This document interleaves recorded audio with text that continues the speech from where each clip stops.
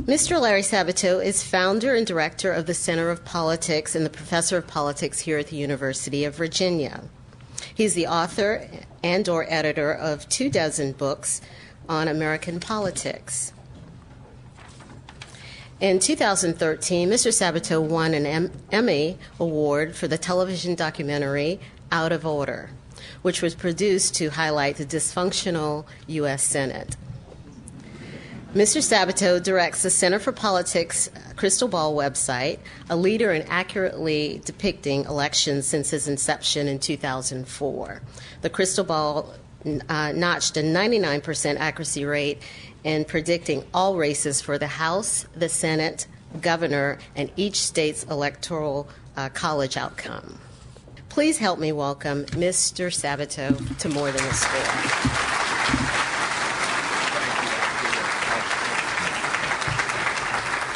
Althea, thank you. Thank you so much. And by the way, I totally screwed her up. She had a beautiful introduction written. I came up and I put X, and, because my late mother isn't here. Only your mother wants to hear your CV. And you know that's true. So fortunately, we got away from that. Plus, I think I've probably talked to the vast majority of you umpteen times. I'm part of the furniture around here. University of Virginia is not lucky to have me. I'm lucky to be at the University of Virginia. I'm lucky to be a product of the University of Virginia. I owe the University of Virginia just about everything other than my parents and my earlier schools. But the university's meant a great deal to me and has given me many, many opportunities. So let's get that straight. They're not lucky to have me. Now, don't bring that. I understand Terry Sullivan was here. I don't want her to hear that. Because it might result in a salary reduction. So she'll shave some money off to give it to somebody else. So don't tell her that I actually said that. I'm delighted to be with you today. We're in the family. I'm kind of concerned this is going to be on iTunes, so I'll probably tone down some things. But we're in the family here. How many of you are graduates of the University of Virginia, undergraduate or graduate? How many of you are married or partners of or children of University of Virginia graduates? Wonderful. I'm delighted to see that. How many of you are aliens? Sir, you are much too enthusiastic. Which planet? That's what I want to know. As long as it isn't Virginia Tech, okay? Just kidding if anyone's listening on iTunes who graduated from Virginia Tech. So people are very sensitive today. You have to be careful about everything. But anyway, you all are very frank with me, just as I'm frank with you. And the listed topic was about the Kennedy half century, and I am indeed going to talk a little about it because there's a new edition coming out October 15th. And amazingly, I don't know how you got them because they're not supposed to be released till October 15th, but they're here, and it has a new 10,000-word afterword with what I have learned since I published it last fall, and I'm going to tell you a little bit about that in a moment. But you all were very frank, at least the people who contacted me by Twitter and email, and you said, I'm perfectly happy to hear your long advertisement on the book, and I'll even feel morally obligated to buy one. But I want you to talk about the midterm elections. So I got it, and so we've got that deal now. Every single one of you is morally obligated to come up here. 100% of the profits goes to fund the Center for Politics, which produces these programs, and I'm always delighted to give them to you. Produces the programs and does we've gotten 2 Emmys in a row for PBS documentaries, Out of Order, about the dysfunction of the Senate. That could have been a Ken Burns 14-hour presentation, but somehow we got it into an hour. And then we got an Emmy last year for the Kennedy half century. It was an adaptation of the book. I was very pleased about that. And I might as well work in another plug here. I've got my executive assistant, Tim Robinson, who does a great job, UVA graduate. I'm sorry. I'm probably violating 10 federal laws, but I only hire UVA people. I'm sorry. Sir, don't even bother applying. Okay? Wherever you're from, I'm not interested. And Ken Stroop, who's my associate director, is back there someplace. What was I getting into? Oh, I'm going to plug we got our next PBS. We do a PBS documentary every year. We've really gotten into this. It's a lot of fun. And people will watch what they won't read. So this one, and some of you are younger, and by younger I mean 59 and below. Okay, I'm 63, and it's 70s looking. That's a child. I saw this woman who was 106 last night on the news, and I'll never make it, but it gives you hope. But the older people here will remember this, as I do. It was one of the first campaigns that I was really interested in and followed. What is this, the 50th anniversary of the 1964 LBJ Goldwater race? And you say, well, my God, it was a landslide. How could this be interesting? What do you see this hour? This is the best documentary that we have been able to produce with our partners at PBS. It's just so much fun, and it's being released November 1st, and it's entitled Bombs Away. And those of you who lived through it know exactly what I'm talking about. Everybody here knows the daisy spot, right, with the little girl picking the petals off the daisy. That was one of about 24 ads that LBJ used to destroy Goldwater, though he destroyed himself with his own comments. But all about Goldwater dropping nuclear bombs, and if he got elected, we would be deeply in a morass in Vietnam. I'll just let the irony sink in there. But in any event, we found the Daisy Girl. Incredible. Yes. Now, she was 2 years old then. Not only, she's older, obviously, but she's living in Arizona right down the street from the Goldwater home, which is really ironic. And she apologizes in our film for introducing the new trend of TV negative ads. And it's true, the Daisy spot opened a new era in American politics, which has deepened and broadened, and you all are seeing it on your TV screens every day and every night, right, during this campaign. It's vicious, and it just gets more and more vicious, it seems, every 2 years when we have a national election. But we got the Johnson girls in here with current interviews, as well as some great footage of Lucy, the younger Johnson daughter, doing the Watusi as a way of attracting young voters. She's a good dancer. And that was back when the Watusi was, the thing to do. How many of you did the Watusi? Yeah. Well, I'm embarrassed for you, really. Are you with him? Oh, okay. I was just wondering. The alien plus the Watusi girl here. And we've got Barry Goldwater Jr. is in there, and Doris Kearns Goodwin, who worked for Johnson, and her husband, who was an aide to LBJ. We've just had so much fun, and we also have segmented the program with the TV ads from both sides, so that you can kind of relive this campaign. I've watched it easily 10 times at this point, and I enjoy it every single time that I watch it. I think you will too. So it will be on every PBS station sometime on or after November 1st. They all do their own schedule, so you can't give you an exact time, but it will be on sometime in that period, because November 3rd is the 50th anniversary of the LBJ Goldwater election, and October 4th, of course, is the midterm election this year. So make sure that you tune in, and of course you want to write your local stations and say how much you enjoyed it. And they should replay it over and over and over again, that kind of thing. Just a suggestion. Maybe your local newspapers too. So anyway, I got my plug in for Bombs Away. So and we'll do one every year.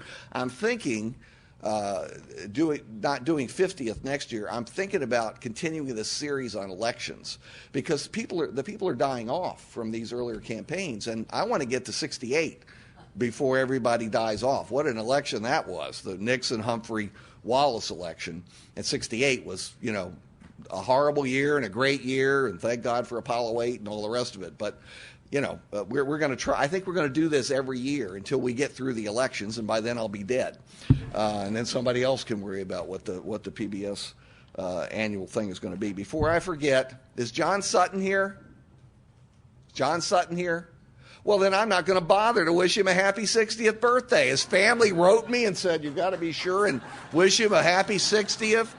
And, I'm not interested. I'm 63. He's whining about turning 60. I don't even care. So that's John, I hope you listen to the iTunes version. I just threw your picture on the floor.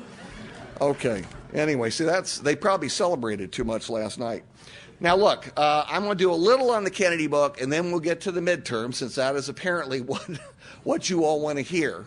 How many of you want to hear about the midterms? Okay, by popular demand. I aim to please. You know, and really, as a tenured academic, I should not have to do that. I shouldn't have to please anybody, but I'm doing the best I can. Now, I do want you to, I'm going to ask you to watch the trailer for the MOOC connected to the Kennedy Half Century, because the book was part of a big Kennedy project, the 50th anniversary of the assassination of President Kennedy last November 22nd.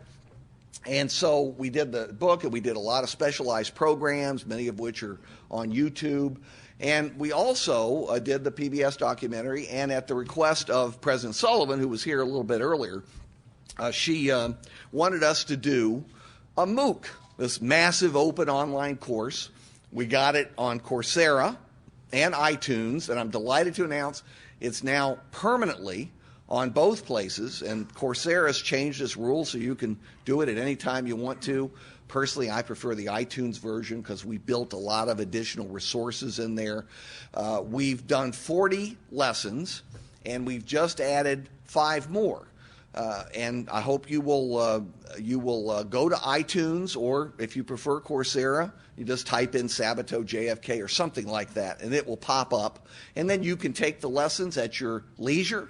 You can take one today and one next week, or you can take 10 today and 2, at Christmas or something, whatever you want to do.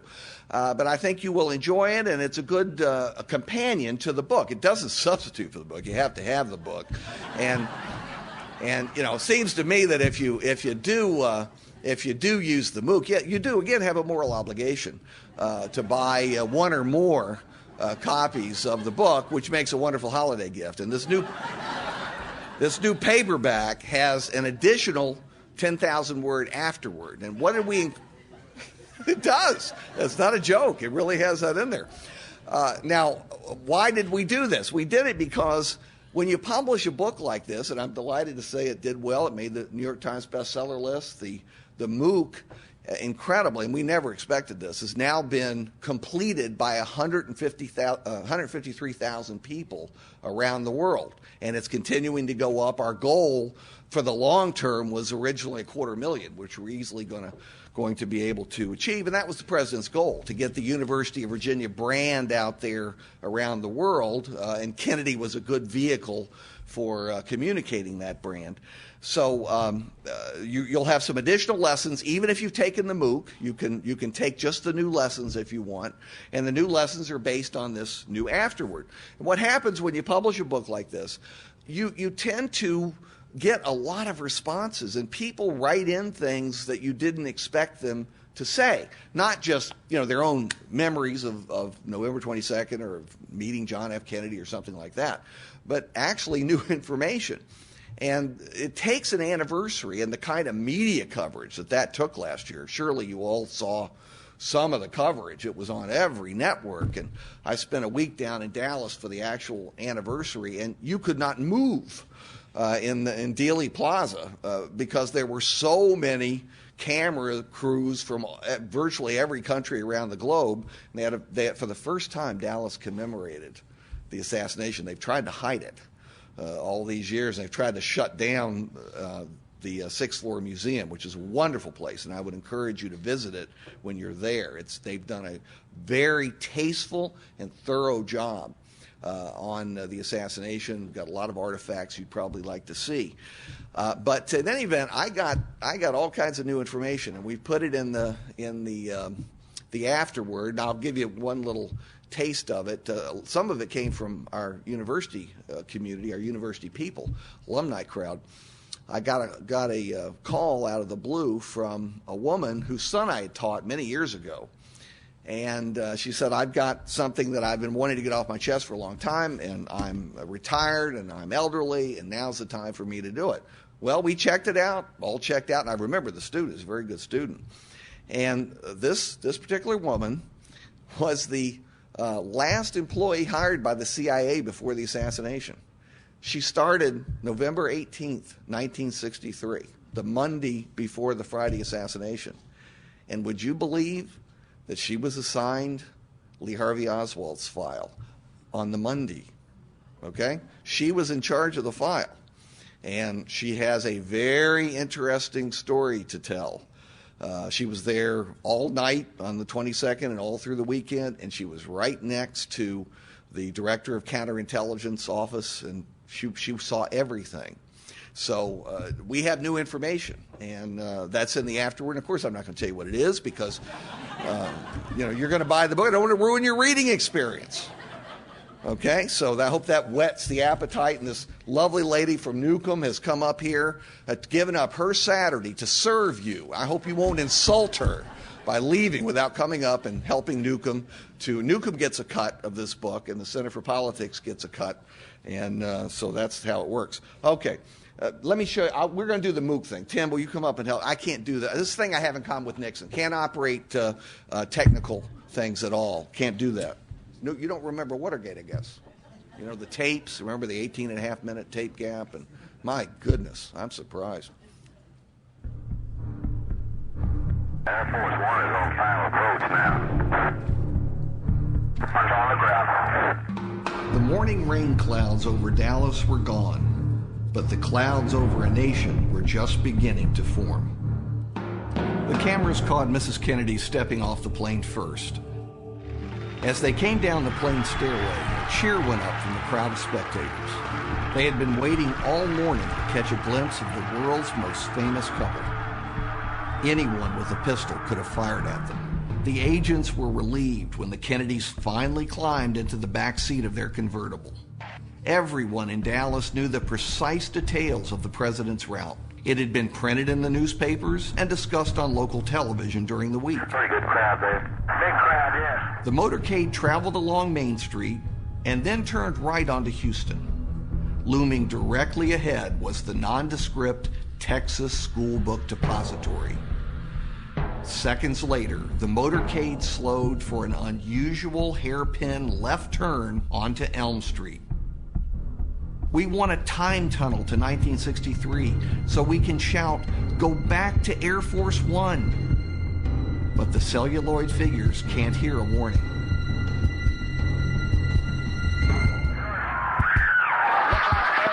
The early reports were confusing. It was difficult to separate fact from rumor. And then the news came. From Dallas, Texas, the flash, apparently official, President Kennedy died at 1 p.m. Central Standard Time. In the blink of an eye, America had changed forever. The youngest elected chief executive in U.S. history became the youngest to die. Political power is created in many ways: winning an election, facing down an enemy, or skillfully riding the waves of popular opinion. But lasting power is accorded to only a handful of presidents, especially after their death. There is no doubt that John Kennedy is one of the few. The tragedy overwhelmed the public's senses and raised a host of painful questions. Why did it happen? How could it happen? November 22nd, 1963 was so powerful a moment in the national psyche that in the 50 years since the assassination, Democratic and Republican presidents alike have used Kennedy's words and actions in an effort to craft their own political images. Why does Kennedy's influence persist, and will it continue? We'll address these questions and much more as we explore the Kennedy half-century. How could it happen? And you've just seen some examples now. I mean, everything's changed since 1963, and nothing's changed since 1963. The Secret Service has to be right 100% of the time, and it's a very difficult thing to do. And after decades of success, people get a little lax. It's just human nature. And then you see the kind of things we've seen in the last few weeks at the White House. So you always have to be on your guard.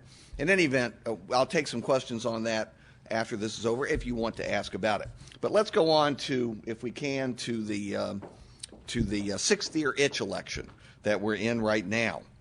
There's always an election And this is, of course, the 6th year of an 8-year presidency. And we call it the 6th-year itch because almost always it causes the American people scratch some concern of theirs, some itch they have about the way public affairs are going. And it usually results in, if not a disaster for the White House, then a setback for the White House. Really, the only exception in modern American history is, of course, Bill Clinton in 1998, because he found a way that no predecessor had ever thought of to become popular and avoid a 6th-year itch and to have a sex scandal, and it worked. Who would have thought of that? But Bill Clinton, he's a very clever guy,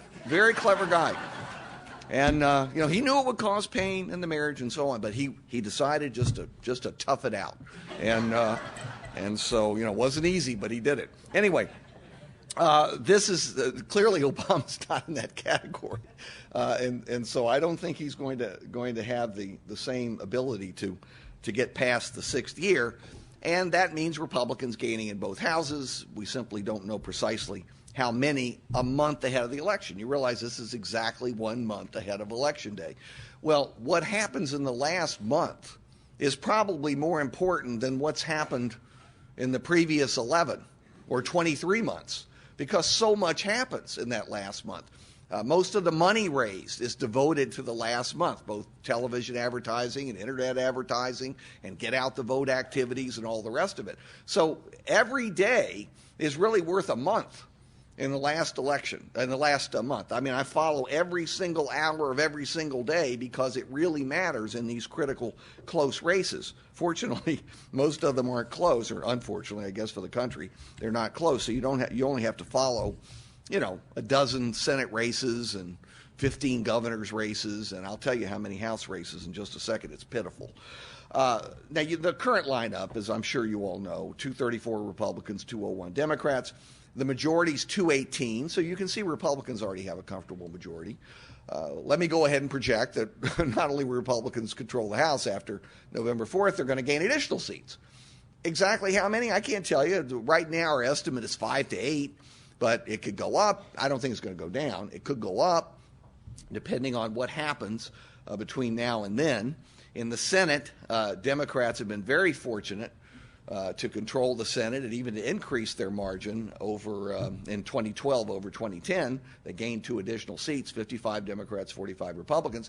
Those of you who are Republicans know without my telling you that the Republicans handed Democrats the majority in 2010 and 2012 by nominating a fairly large group of goofballs. And they threw away elections that in red states that should have been Republican seats. Right now, at a minimum, if you didn't have people like women's reproductive health expert Todd Akin as a Senate nominee, you would have a 50-50 split Senate. We would simply be talking about whether Republicans could somehow hit the magic 60 in the Senate. But, of course, there's no chance at all. Instead, they're struggling to get over 50, and they need to get at least 51 because a 50-50 Senate still Democratic controlled with Joe Biden breaking the tie. And really, one part of me just hopes for that because Joe Biden would be on the Senate floor speaking constantly into the microphones. And I've always said politics should be entertaining because we pay for the entertainment. So why not enjoy it? It's part of life, and Joe Biden would help to make sure that happened. Let's first just take a look at the House. This is I hope you all subscribe to the Crystal Ball. I'll get to it at the end, but it is free. It's Price is Right. Center for Politics. It's a product of your university. Comes out at 6 a.m. every Thursday morning, and we update you on exactly where the House races are, the Senate races are, the governor's races are, and when we get bored with that, we go on to 2016. Now, I don't do 2020. I gave a speech last week. The very first question I got was, let's talk about the 2020 presidential race. Oh, my God. Please, let's stick to 2016. But in any event, This guy had this theory about how Chris Christie will lose in 2016, but position himself as the heir apparent for 2020. And Hillary, of course, will lose after one term, like George H.W. Bush did, because it's tough to get more than 3 terms in a row. He really thought this thing out, but it gave me a headache. But take a look at this. Now, actually, we put this together in the middle of September. And we could call all but 13 races in the House of Representatives. There are 435 seats. That's how uncompetitive our system is today because of partisan gerrymandering and redistricting by both parties all across the country, wherever they can, wherever they have the power. And it's so easy to do. It's so easy to draw this with the census data that's available, computer programs that are available. You can precisely predict what's going to happen in most of these districts. So Republicans already have 232. They're guaranteed a majority for the next 2 years, and they'll go up from there. I think they'll hit 240, maybe go a little bit above. Democrats are falling below 200, which is never a good thing. 13 races that we can't call. And we call every one by Election Day. When you call every race, you're going to get some wrong. But we do our best to project based on all the data that we have available by that time. And that's a sad situation.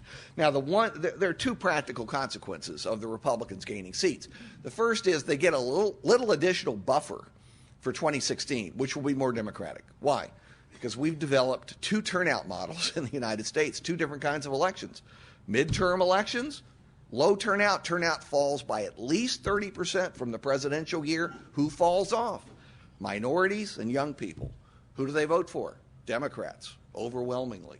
So you have a lower Democratic voter turnout in midterm years. The electorate's older, and by older I mean middle-aged, kind of our age and up to 70. That's middle-aged, but it's more skewed toward middle age and older.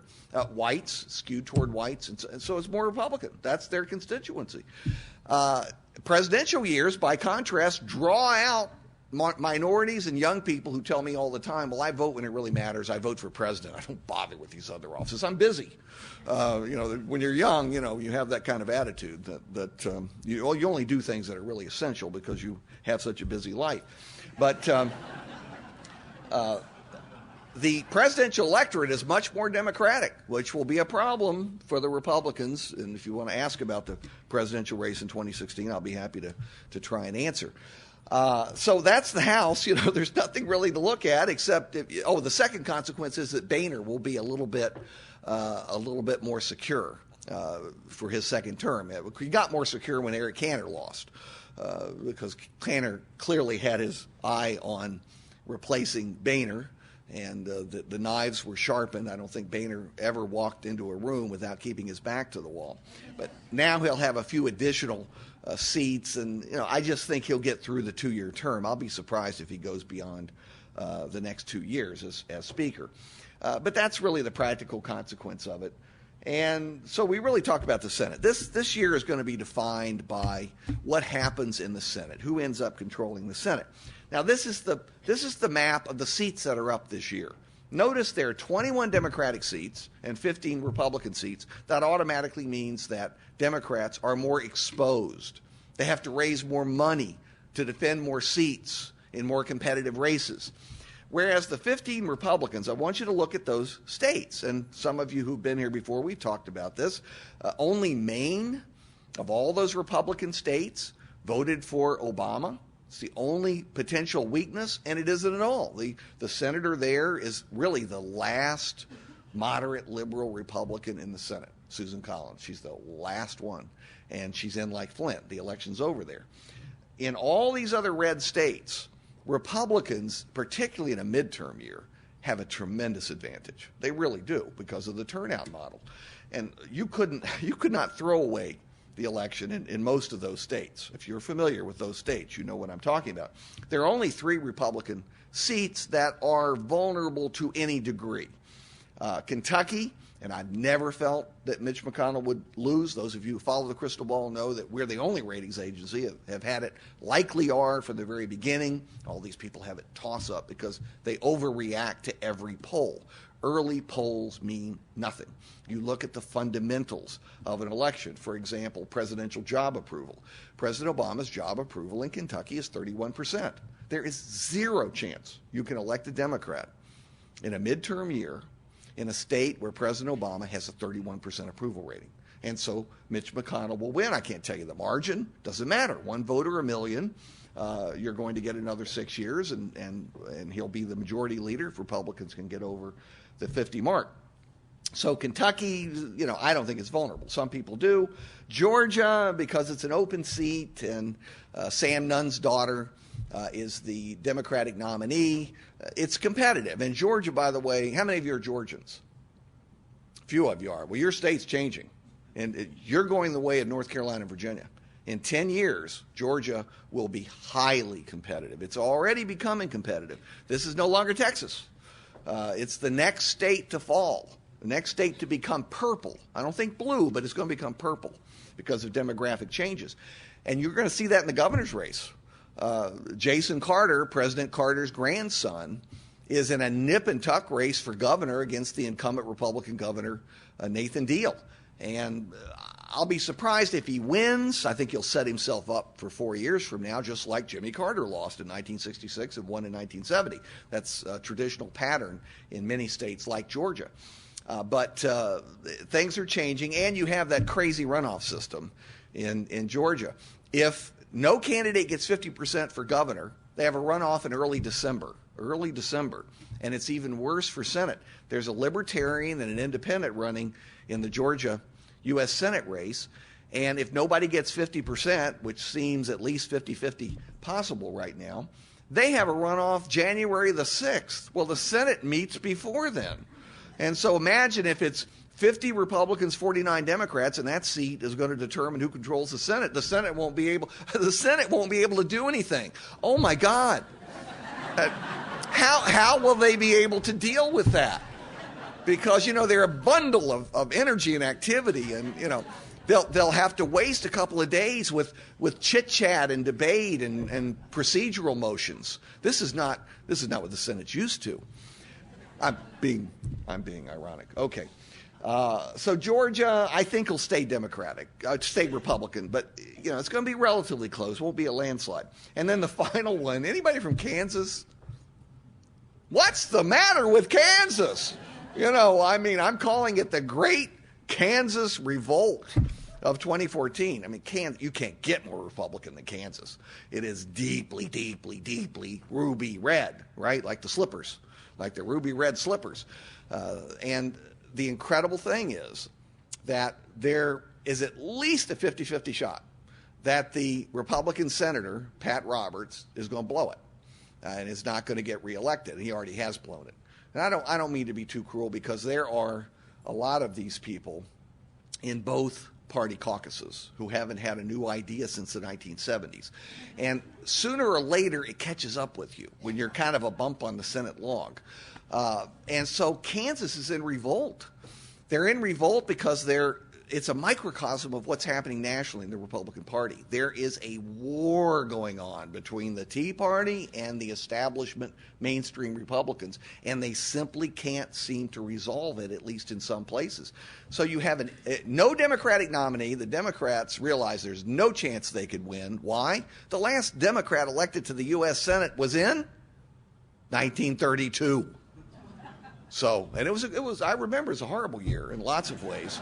I wasn't around then. No, I wasn't around. I discussed that with Thomas Jefferson at tea, and okay. And my students buy that, by the way. They say, what was Jefferson really like? And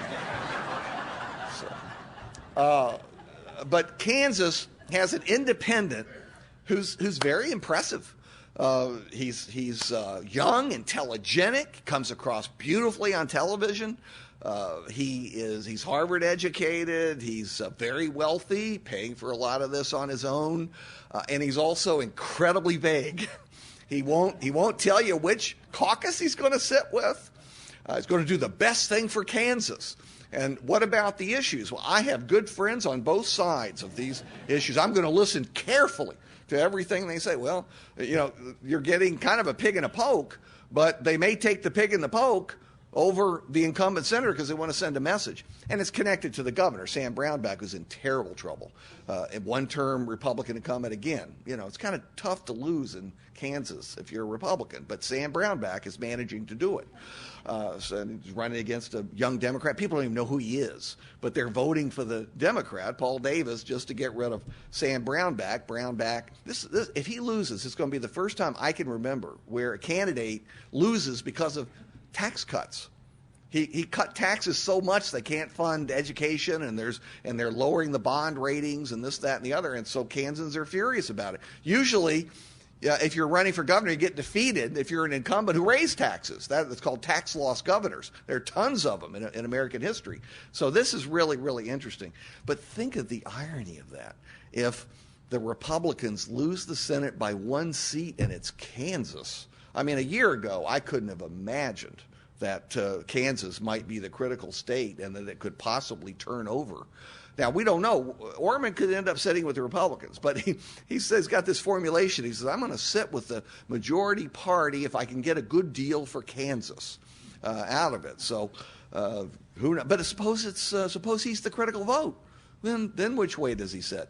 I think he'll sit with the Democrats because the Democrats are supporting him in lots of ways, and there's a super PAC organizing for him. What he doesn't realize he's facing, though, is the Republican rescue team, and I know the head of it. And they've already made a critical decision. They know there is zero chance they can reelect Pat Roberts, but there's a good chance they can destroy Greg Orman. And they're going to air vicious negatives, one right after the other, all the way to November 4th. And that may do it. There are enough Republicans in Kansas so that you can rescue a Republican in trouble if you spend enough money and you do enough negative advertising. So those are the 3 Republican seats that are kind of shaky. But boy, then you go to the Democratic seats. Now, those are the blue states here.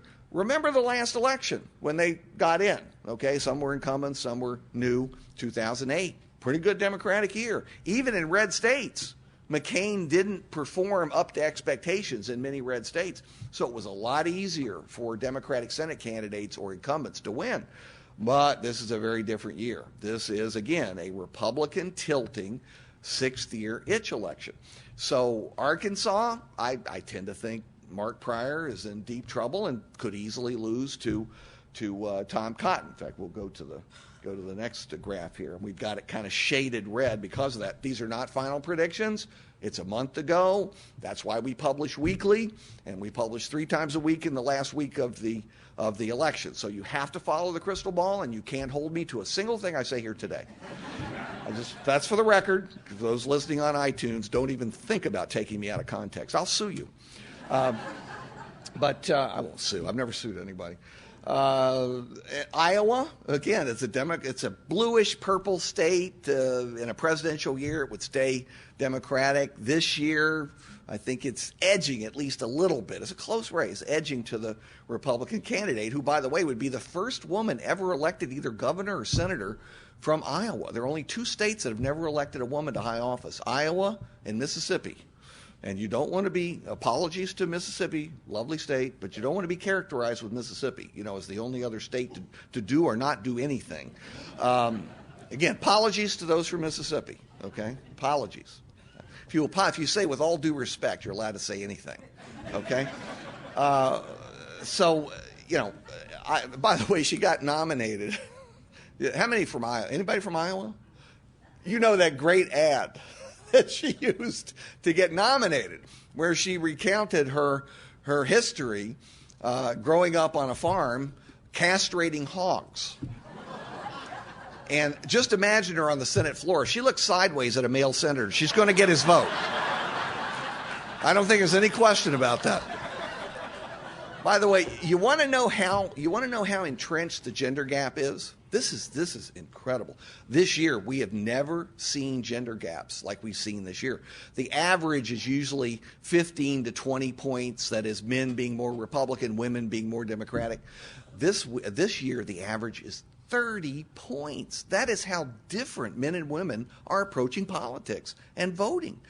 And in Iowa, Ernst, the Republican woman, Joni Ernst, is ahead with men by 25 points. Braley, a male Democrat, is ahead with women 13 points. I mean, it's the most massive gender gap anybody can remember. It's literally, men are from Mars and women are from Venus in Iowa and lots of other places politically. So that's a fascinating aspect.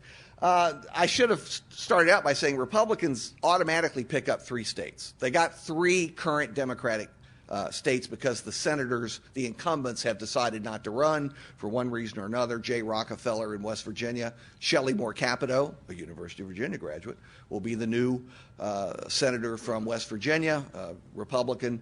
South Dakota, former Governor Mike Rounds will win a very strange 3-way race where former Senator Larry Pressler is actually getting about 25% of the vote. And the winner is going to get like 40%. But, one voter a million, you're in. And Montana, where the Republican Steve Daines is winning against a substitute Democrat, young woman state legislator who wears a nose ring. That just is not going to work.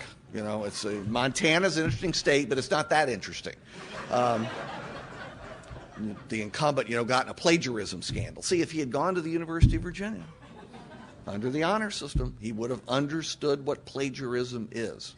I'm serious. That's one of the advantages of the honor system. So we're down to 52-48. Democrats 52, Republicans 48.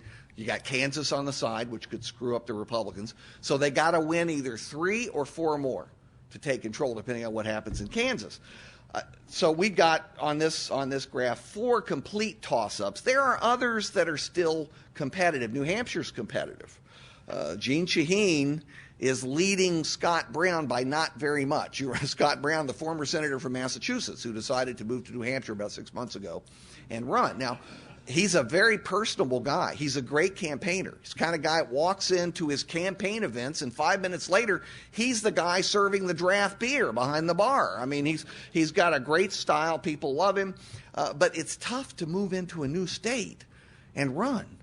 Only 3 people in American history have represented 2 different states. And they were all in the 19th century. So, it's a very difficult trick to pull off. But if anybody can do it, Brown can. But Shaheen is winning right now, but not by very much. So we're going to watch that one.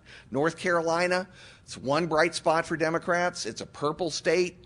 Senator Kay Hagan, is leading the Republican candidate Tom Tillis by an average of 3 to 4%, which is close. She's under 50, but there's a libertarian who's posted some strange videos that have attracted a lot of attention, and he's getting 4 to 7%, at least in the polls. I think he'll settle down to probably 2 or 3 by Election Day. So we're watching that one. But right now, that could be the seat, potentially, that saves the Democrats if other things fall well for them. But as I say, the Republicans, I think, have a good shot in Iowa, good shot in Arkansas. So it may come down to those 4 toss-ups. We've talked about Kansas. Colorado, I wouldn't predict. It's just tied up, and that one could go either way, and that's why you watch the crystal ball. The other 2, I'm starting to suspect are moving toward the Republicans, and it's not just private polls, it's other indications. In Louisiana, how many from Louisiana? Bayou Wahoos. Well, you have to do everything differently, of course. Your primary is November 4th, when everyone else is having the general election. The general election, the runoff between the top 2, is in December. So again, if it's 50-49, we'll be spending $100 million. $100 million in Louisiana on that one seat. And there'll be $100 million spent in Georgia if they have a runoff. There's an unlimited amount of money. There isn't an unlimited number of billionaires, but they have an unlimited amount of money. And so they're going to be spending it on both sides in those runoff primaries. But Mary Landrieu is the senator. She's never gotten more than 52% in her 3 terms. I kind of think her number's up, but I'm not ready to say that. And it's close enough, and she's durable enough so that she might be able to pull it out. In Alaska, you have a 1-term Democrat. Alaska's a red state. How did this Democrat get in? Well, he only won by, I think it was about 6,000 votes back in 2008, reasonably good year for Democrats, and he won because his Republican incumbent opponent, Ted Stevens, was convicted of 7 felonies 1 week before the election. See, that helps, But the incredible thing is he squeaked in with, they almost reelected, as 7 felony convicted senator. But, in a lot of people's minds, that's the norm in the Senate. So, maybe 2 or 3 more felonies than average. He's in trouble. He's for obvious reasons, Democrat in Alaska. So, the way I see it right now, it's leaning toward the Republicans. It's not a sure thing. This is not a slam dunk. The last month will determine it, but you're talking about 51, 52, and if they're really lucky, holding Kansas and so on, 53 seats, somewhere in that vicinity, small margin. And I'll tell you right now, if they get that small margin, they may be in for only 2 years. They have an incredibly tough path in 2016. Why? Because 6 years prior, in 2010, Republicans in that big GOP year, that big wave year, won Senate seats in blue states.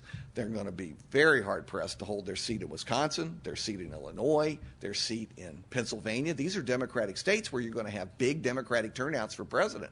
So it could be, and I'm not predicting, this is way too far in advance, although I can be bolder about future years because you'll never remember it. And many of you are wahoos, you've already had 4 or 5 Bloody Marys, so you're not going to remember. But it's going to be interesting in 2016. But that's how I see the Senate. Now, finally, the governor's races, I think they're the most important thing on the ballot. People don't pay attention to them except for their race for governor. But these people actually do something. Senators talk, governors act.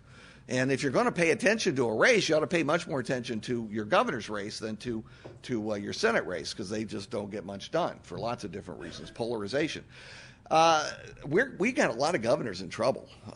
This is a very interesting year. You could have 6, 7 incumbent governors lose. Of course, there were 29 running out of 36, 29 incumbents. One of them already lost in Hawaii.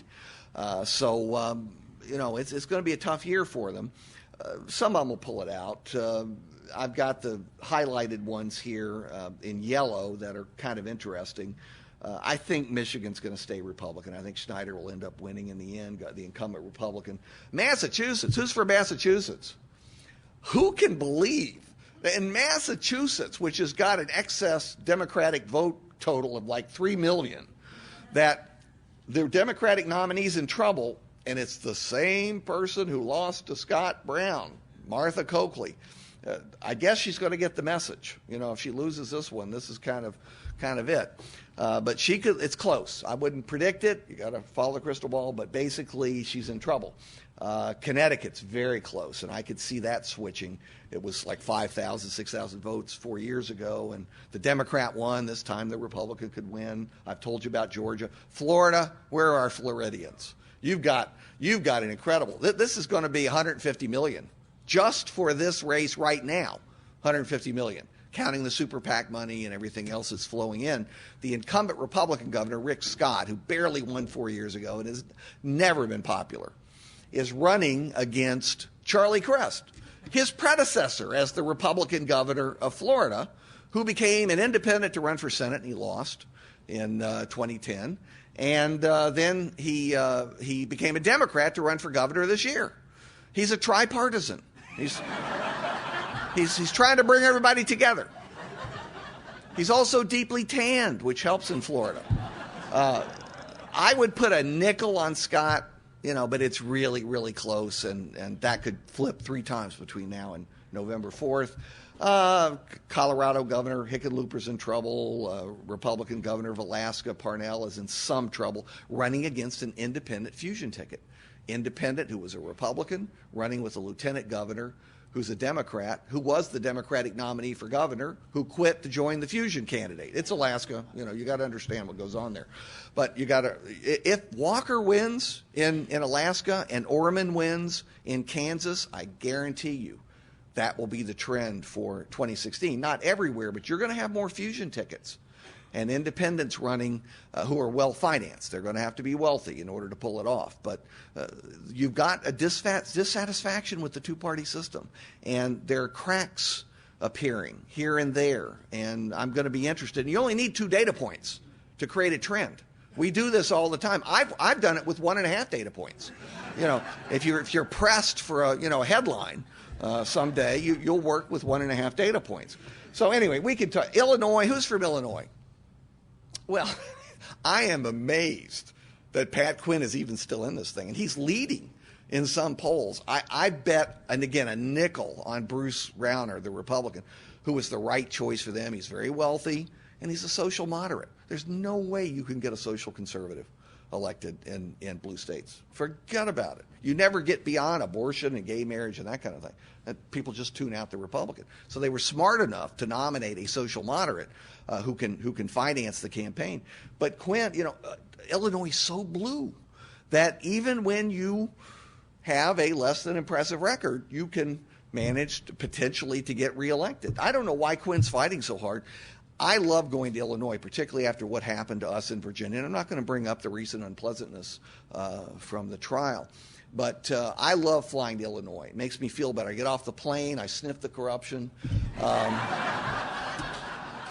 And I understand, I don't know this for sure, but I understand in Illinois they got a separate prison just for former governors. So the tennis courts are terrific, and so on. Why fight it? Just enjoy your time there. Okay, finally, look, more gridlock, because even if the Republicans don't win the Senate, there are going to be more Republicans. It'll be a 51-49 or 50-50 Senate, and that's all they need. They don't need any excuse for gridlock, but they'll have an extra excuse for gridlock. So nothing will happen, and the House and Senate may be able to, if they're Republican, get some things passed, but President Obama will simply veto it. That's the way our system works. They have he has nothing to worry about. The veto cannot be overridden in either house. So nothing's going to happen. He'll have executive orders. He'll have war powers, which unfortunately have become so presidentially tilted that Congress is kind of an asterisk, and they should have been assertive a long time before now. But it may be too late. So, and I added, if the Republicans win the Senate, there are actually people at Washington who, Democrats who are not in the Senate. I really hope the Republicans win the Senate, because if they get both houses, they're going to pass legislation that can be used against them in the 2016 race. It's perfect for Hillary Clinton to say, you need me to veto this stuff. And there are Republicans who are not in the Senate who privately say, boy, I hope the Democrats hang on by one vote, for the very same reason. So you can lose by winning and win by losing. And that's why politics is so nutty, right? It's so nutty because it goes that way. Okay, we're going to leave this up the whole time to remind you of your moral obligation, and I don't think I need to detail it any further. Don't you think you should set up other booths at every exit so not a one of these people can escape? I'm going to watch. I will be looking. And don't cross me. I'm Italian. Don't even think about it. I've got an Uncle Vito. Don't even think about crossing me. Okay. He who lives by the crystal ball ends up eating ground glass. Let's spend the rest of our time in a kind of seminar back and forth. You get 3 hours credit. Problem is, university won't recognize it. But I'm going to give you 3 hours of credit. What you got for me here? So we have questions. I have a microphone here. We'll come around and get you the microphone. I saw this hand first. Does it matter if the Senate becomes Republican? Here's where it matters. It matters in some isolated incidents. Suppose there's a Supreme Court vacancy. Then it matters. And you say, well, you got to get 60 votes. No. The Democrats changed the rules for lower-level appointees, cabinet appointees, sub-cabinet, and so on. I don't think the Republicans would have any hesitation, if they had to, about changing the rules for a simple majority for a Supreme Court appointee. And then either the seat would remain vacant, or Obama would have to find a former senator who had friends on the other side of the aisle, or somebody who was acceptable to both sides. And I think probably out of 315 million, there are probably about 11 people that may be acceptable to both sides. So that's one good example. And let's not forget the reconciliation process. I'm going to put everybody to sleep, so I won't even detail it. But very early in the new Congress, they have that reconciliation bill, the big reconciliation bill that goes through. And if both houses are Republican, they can pass the reconciliation. You can stick all kinds of things in reconciliation, and it only needs 51 votes in the Senate without changing any rules. So if the Republicans have 51, and they can keep their members together, remember, Senator Collins up in Maine and Senator Murkowski can be very independent from Alaska, and who knows, if Orman joins the Republican caucus, who knows how he'll vote. So it won't be easy, but they can get some of those things in reconciliation. Got one right here. Larry, you've mentioned in the sad state of our government, do-nothing gridlock, the pernicious effects of reapportionment gerrymandering. What do you think the chances of One Virginia 2021 to address that and zip, huh? Could you expound on that? Virginia does not have initiative. The only way to break up the gerrymandering process is through voter initiative, an initiative on the ballot that creates an independent commission to do redistricting, retired judges that are balanced by party, that kind of thing. There are ways to do it. Some states do it well. Iowa does it well. Arizona does it pretty well, although it's being challenged in court in Arizona. California has this kind of system. I'd love to see it because in all states, remember, you have Illinois totally banking everything to the Democrats because they control everything in Illinois. You have the Republicans in Virginia because they control the General Assembly, and the governor the governor at the time was a Republican. They banked everything to the Republicans. What do I mean by that, bank? The Democrats and Republicans in 2012 got approximately the same number of votes for the House of Representatives in Virginia. Same number of votes, okay? And we have 3 Democrats and 8 Republicans representing Virginia. We have 11 seats. That's what partisan gerrymandering is. Same thing is true on the other side in Illinois and all over the country. Depends on who's in charge. Look, new constitutional convention. I'm not going to push my prior book, though you need to know A More Perfect Constitution is the name of it. But I think it's a constitutional amendment is the only way to go. It's the only way to make nonpartisan redistricting universal, so it applies equally to both parties and is fair, therefore. And the great news is that amendment is scheduled to be ratified on the 12th of Never. Now, let me get this lady. Look, you can't be running all over the place, but let me get the lady in the back here. Okay, and I'll repeat your question if I have to. My goodness, she's getting her morning exercise. Great. Thank you. Thank you. Thank you for your information, and I know that's the Center for Politics. My question is... The Center for Politics, University of Virginia. University of Virginia. Center for Politics. Yes, exactly. Good. Right. My question is, do you think it's possible for someone who has never been in politics to win the presidential election, someone such as Dr. Ben Carson, for example? No. Do you think it's possible? No. And well, anything's possible. If you're going to say that, anything's possible. I mean, the asteroid could hit us this morning. It's possible. I worry about that. Given the state of politics in this country, I think it might be something to consider. Yeah, it's something to consider. But let me tell you, this is nothing against Dr. Carson. He's a highly intelligent, able fellow, and you listen to him, and you realize he's got a lot of good ideas in this, that, and the other from the conservative side. Okay, he's never been elected sheriff. Okay? He's never run for sheriff. Unless you're Supreme Allied Commander of a world war, as somebody was, and got elected president, I think it's really important that you have some experience with politics. Otherwise, you're going to end up getting so frustrated and you're going to be so inflexible. You'll never last the term. Think Ross Perot. If he had been elected, and he might have been, had he been sane, he might have been elected in 1992. Is there a person in this room who believes he would have completed the 4-year term? You know darn well he would have gotten mad probably on day 2 and resigned. But, I mean, some point in the 4-year term, he's going to march out. He'd probably regret it later. But that's what happens with people who don't understand politics. It really matters if you understand the system and you know the players and you can work with them. Now, you can go too far. You can know the players too well. And you can become too much a part of the system and absorb the ethical fallibilities of the system. I understand that, but that's Carson's too far in the other direction. And if Republicans want to lose badly, they should nominate Mr. Carson. And there are some others on that list. Larry. I'm thinking Goldwater, they got 38%. Okay, if you want to repeat that, feel free. All right, okay, I'm going to let them pick. You look to them, not to me. That's so much easier on me. Is there any scenario in which the health care law would be overturned in the next 2 years? And do you feel that it actually remains an issue to any degree? Oh, it's definitely an issue. And I've seen in lots of press reports, it's not an issue anymore. It's faded. Totally untrue. New studies just come out of the television ads that have been aired, and there are already hundreds of thousands in total that have been aired across the country.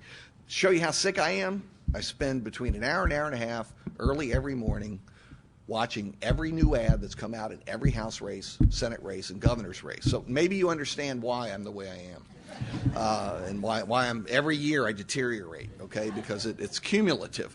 But the interesting thing is over 30% of the ads, all Republican, are stressing Obamacare. It is the number one issue on the Republican side. It's tied with jobs, which is an equal number on both sides, but Obamacare is number one for the Republicans, number one for the Democrats, women's issues, abortion and contraception and that kind of thing. So it's fascinating when you see this. Now, why is it revealing? Because tens of millions of dollars of research, voter research, polling research, has been done by the parties and individual campaigns to determine what works. They have focus groups and the regular random sample polling. And they found the hot buttons that work for their side in a low turnout midterm election. And for Republicans, it's Obamacare. Now you say, will it be done away with? I think the House and Senate will almost certainly pass some major changes to Obamacare if the Republicans are in charge of the Senate. Again, we're back to zero. This is my favorite expression because Obama will veto it. He's not going. He's had two legacy items, really: Obamacare and getting out of Iraq. Let's see the second one. Let me see now. That may have been revised recently. So he's going to hold on to Obamacare for dear life. Of course, he's not going to accept major changes, maybe tiny little changes, but not major changes. By the way, the Republicans can't abolish Obamacare. It's already become too ingrained. You've got pieces of it that people would never go along with the abolition of, including allowing young people up to 26 to stay on their parents' accounts.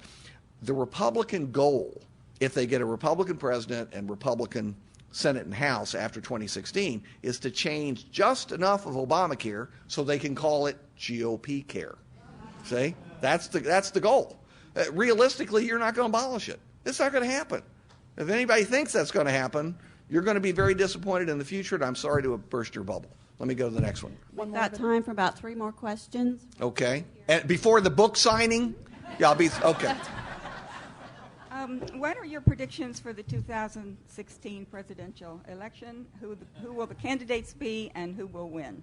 Absolutely. That's easy. I'm not answering.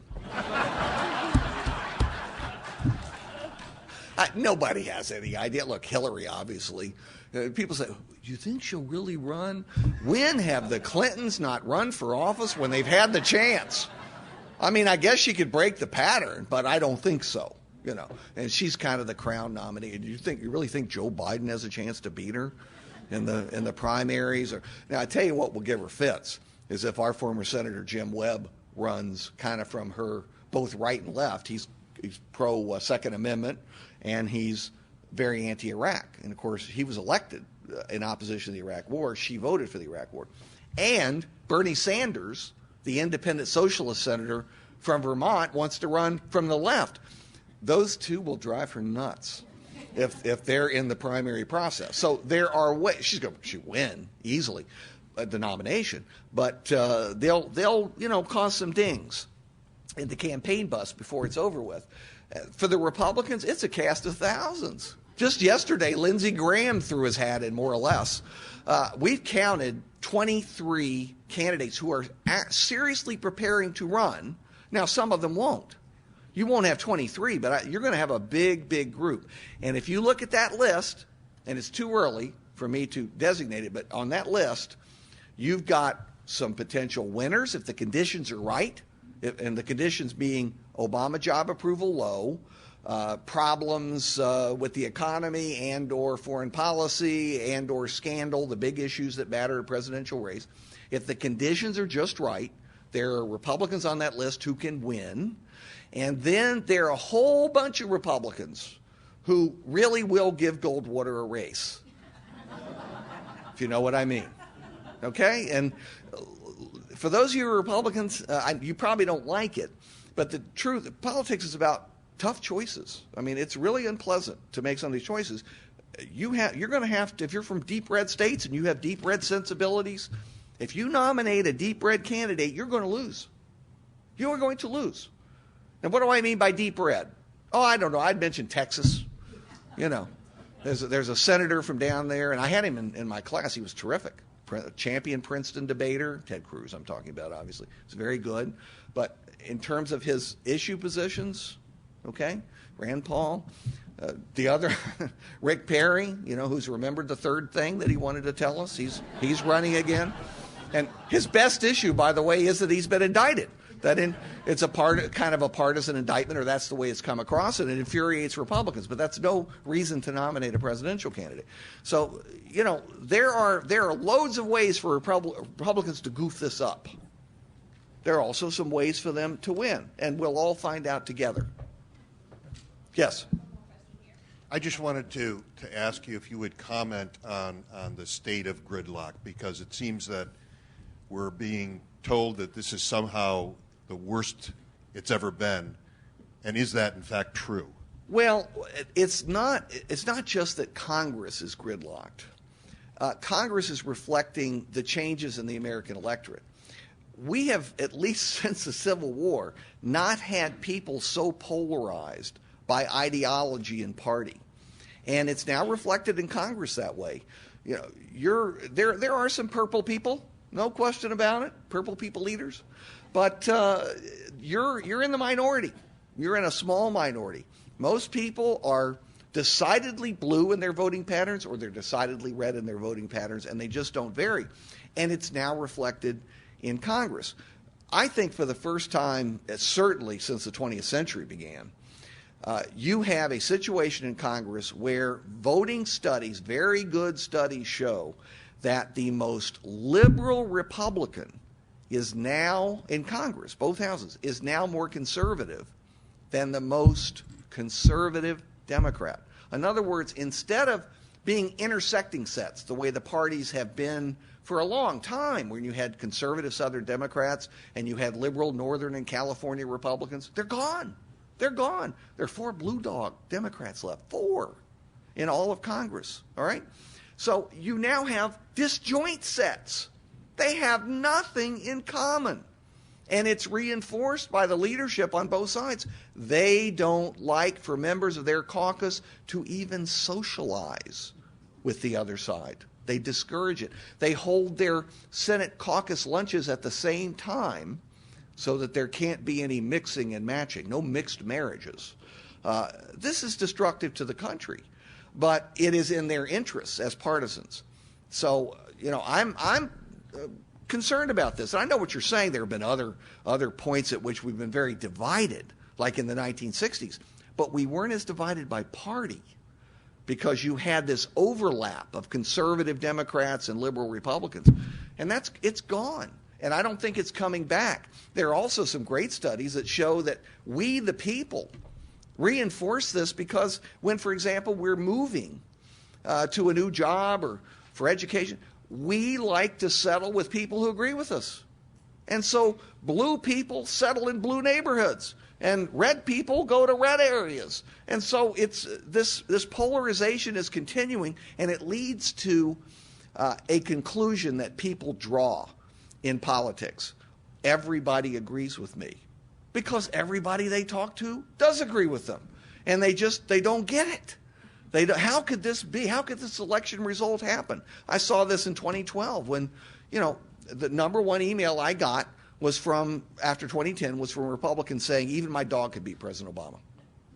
Nobody I know supports him. He's finished. He's a one-termer. And, Gallup apparently was part of the problem there. But still, the Republicans absolutely believed Mitt Romney was winning, and they were the most shocked group of people. And Democrats do the same thing in certain elections where they're convinced their candidate is so right and so pure and holy and so on that there's no chance that the Republican could win, and they can't believe it. This goes way back. It's not universal the way it is today, but I've told this story before. My dear late mother, this was the 1964 election. We were sitting, I was 12. We were all sitting there in the living room watching the television returns come in. This wasn't Johnson won in like a half hour. So we were just sitting there watching the other races. And we had a particular senator who was up for re-election at an advanced age, and he was declared the winner very quickly, won by a large margin. And I still see my mother's jaw dropping. And she turned to my father and said, "How can that be? We always vote against him, and everyone we know votes against him, and he always wins." And that's the way we all are. We think we have a random sample of people in our universe, and we don't. We associate with people mainly who agree with us, who are like us. And that's not healthy for a diverse country, and we are an increasingly diverse country. Is that where you want me to quit, or did you want? That's it. We're going to quit there. I've enjoyed being with you, and I will enjoy signing your books. Everybody, thank you so much. On behalf of Lifetime Learning Alumni and Parent Engagement, we have a gift for Larry Sabato. Thank you so much, Professor Sabato. And we also are going to give away a copy of his book that you can get signed right now. There, see, plug in it.